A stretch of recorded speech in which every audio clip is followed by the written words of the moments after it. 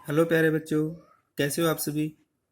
प्यारे बच्चों, पिछले वीडियो में हमने एक लेसन शुरू किया था। भक्तिन 12वीं क्लास की जो आरोह किताब है उसका पहला लेसन है। भक्तिन महादेवी वर्मा द्वारा ये लिखित है। तो इसमें हमने पढ़ा था उस लेसन में कि किस प्रकार से जो भक्तिन है वह अपने पति के साथ अपने संयुक्त परिवार से अलग हो गई थी और अपने पति के साथ रहती थी।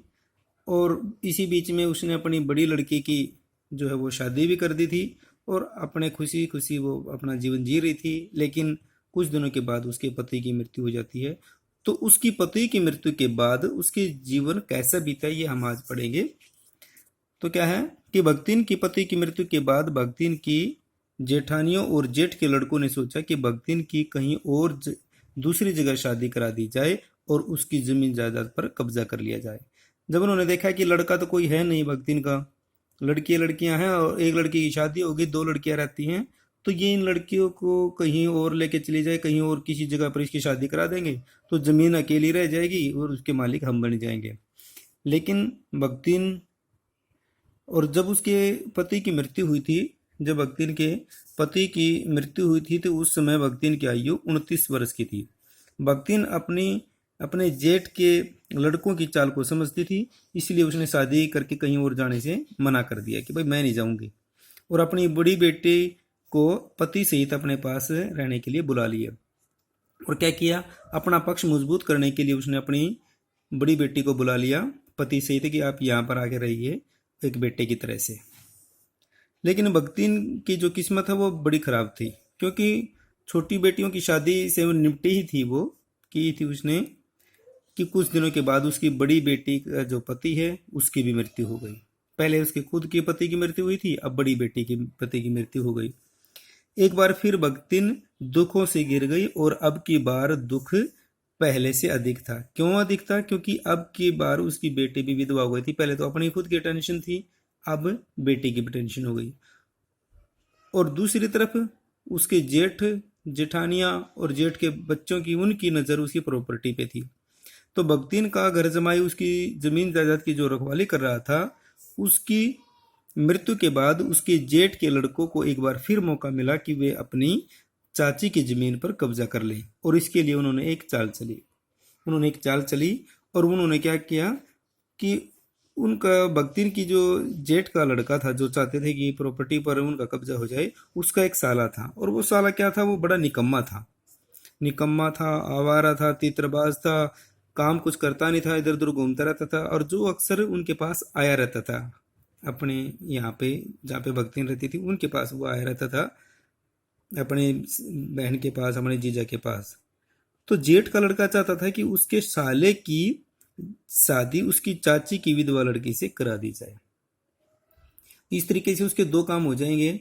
एक काम तो ये होगा कि वो अपनी चाची की नज़रों में अच्छा बन जाएगा कि भाई विधवा लड़की की शादी करवा दी, और दूसरा प्रॉपर्टी उनके पास आ जाएगी। प्रॉपर्टी उनके पास कैसे आएगी? देखिए कि वो लड़की की शादी कराएंगे अपने साले के साथ, उसके अपनी चाचा की लड़की की शादी अपने साले के साथ करवाएंगे और साला उनके कब्जे में था, उनकी कहे में था।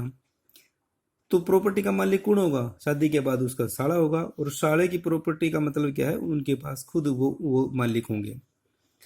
तो ये उन्होंने एक ट्रायंगल इस तरीके से चाल चली, साले को एक माध्यम बनाकर प्रॉपर्टी हड़पने की। लेकिन क्या है, उनको भी पता था, उसकी लड़की को भी पता था, भक्तिन को भी पता था कि भाई वो लड़का कैसा है, इसीलिए उन्होंने शादी करने से मना कर दिया। कहते हैं कि लेकिन भक्ति की लड़की ने शादी के इस प्रस्ताव को ठुकरा दिया। लेकिन वो तो मन बना चुके थे कि भाई किसी न किसी तरीके से प्रॉपर्टी को हड़पना है, जमीन जायदाद को हड़पना है। लेकिन जेठ के लड़के इतनी आसानी से मानने वाले नहीं थे और उन्होंने इस बार एक बहुत ही घटिया और नीच चाल चली, बहुत ही घटिया और उन्होंने एक नीच चाल चली। और वो चाल क्या थी? अपनी नीच चाल के अनुसार उन्होंने अपने साले को चुपके से चाची के घर उस समय घुसा दिया जब भक्तिन घर पर नहीं थी और उसकी विधवा बेटी अकेली थी। मतलब क्या है कि उन्होंने एक चाल चली कि भाई अपने साले को चुपके से इसके घर में भेज देते हैं। और कब भेज दिया? जब भक्तिन घर पे थी नहीं, अकेली थी वो लड़की। और जब भक्तिन घर पे नहीं थी तो क्या हुआ, अंदर जाते ही उस जो उनके साले ने दरवाजा बंद करके अंदर से कुंडी लगा ली। अब घर में कौन है, भक्तिन की विधवा लड़की है और उनका साला है। और वो किसने भेजा है, उसके खुद चाचा के या ताऊ के लड़कों ने। लेकिन लड़की भी कम समझदार नहीं थी, वो भी बड़ी साहसी थी। तो भक्तिन की बेटी उसके इरादे समझ गई और घबराए बिना उसकी पिटाई शुरू कर दी। गया तो वो उसका अहित करने के लिए था, लेकिन वहां पर उसकी अच्छी खासी पिटाई हुई। भक्तिन की लड़की ने उसको मुंह बड़ी बुरी तरीके से सुझा दिया पीट पीट के। और बाहर से क्या किया, उसकी बाहर से जो उसके चाचा के जेठ, उसके चाचा के लड़के या ताऊ के लड़के थे जिन्होंने उसको अंदर भेजा था, एक चाल के तहत उन्होंने आसपास के लोगों को इकट्ठा कर लिया। क्या है, उधर बाहर से उसके जेठ के लड़कों ने आसपास के लोगों को इकट्ठा करके दरवाजा खुलवाया। बाहर क्या हुआ, उसके बारून उसके चाचा ताऊ के लड़कों ने सारे आदमियों को इकट्ठा कर लिया, क्योंकि वो तो प्लानिंग थी उनकी। और दरवाजा खुलवाया। दरवाजा खुलने से क्या होता है, अब वहां पे वो दोनों बाहर निकाले गए। और लड़की कहती है, लड़की ने कहा कि यह जबरदस्ती घर में घुस आया। लेकिन योजना के अनुसार वो कहने लगा कि भाई मैं जबरदस्ती नहीं गया, बल्कि मेरे को तो इस लड़की ने बुलाया था। अब बिल्कुल झूठ बोल दी उसने। अब लड़की की कौन सुने, क्योंकि बदनामी किसकी है, बदनामी लड़की की होगी। तो इसलिए झूठ बोलने में उनको उसको क्या दिक्कत होनी थी। तो उसने ये कह दिया कि मैं नहीं गया खुद, मेरे को तो इसने बुलाया है। अब इस बात का क्या सबूत है। लड़की की बात पर कोई यकीन नहीं कर रहा था।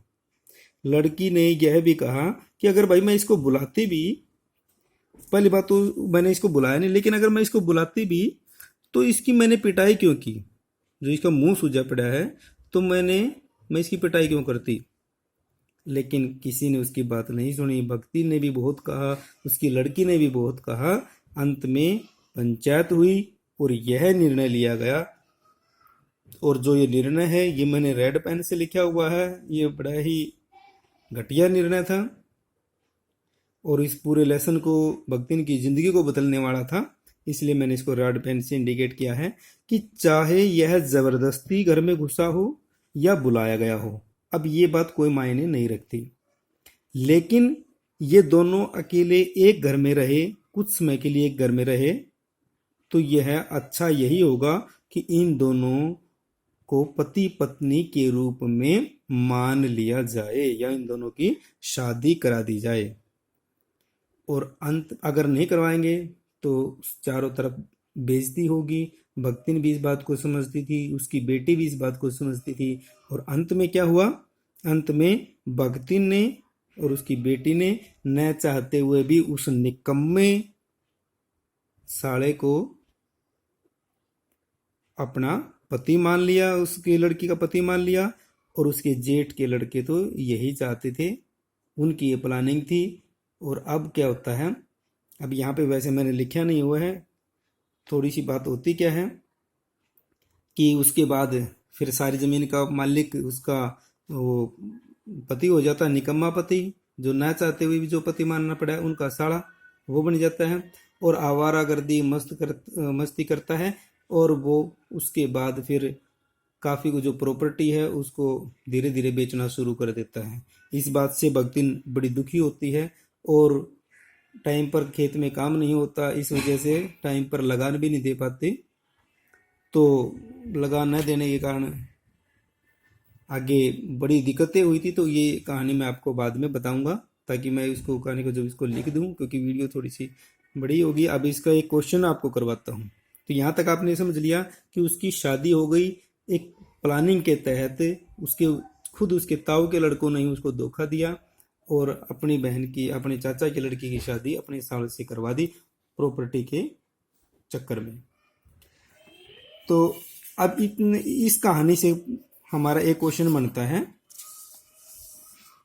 ये है, ये वो क्वेश्चन है जो कल आपको करवाए थे। दो क्वेश्चन तो आपको कल करवा दिए थे, इसमें तीसरा क्वेश्चन है ये जो आज के जो हमने ये कहानी पढ़ी है उससे रिलेटेड है।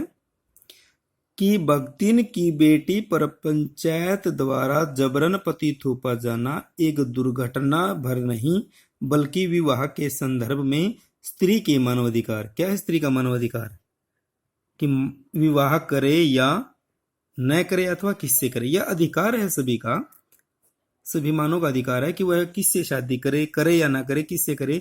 इसकी स्वतंत्रता को कुचलते रहने की सदियों से चली आ रही सामाजिक परंपरा का प्रतीक है। कैसे?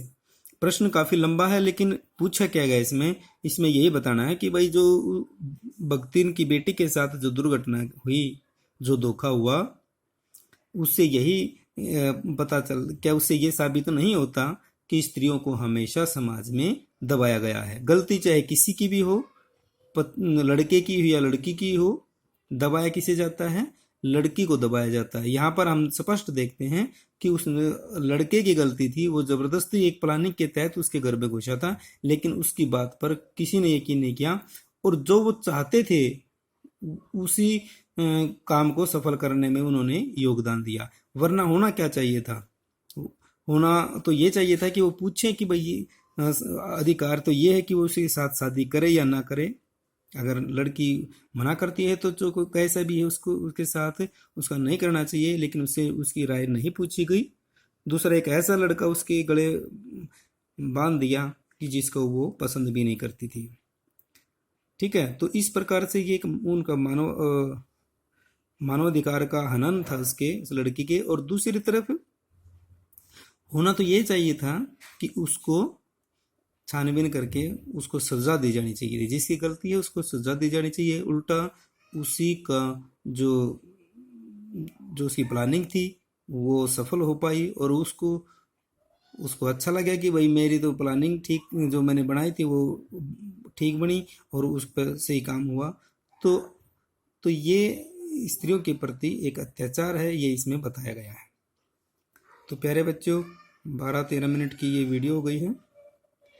कहानी भी आज आपको कुछ आगे कुछ हिस्सा हुआ, और उससे संबंधित एक प्रश्न भी हुआ।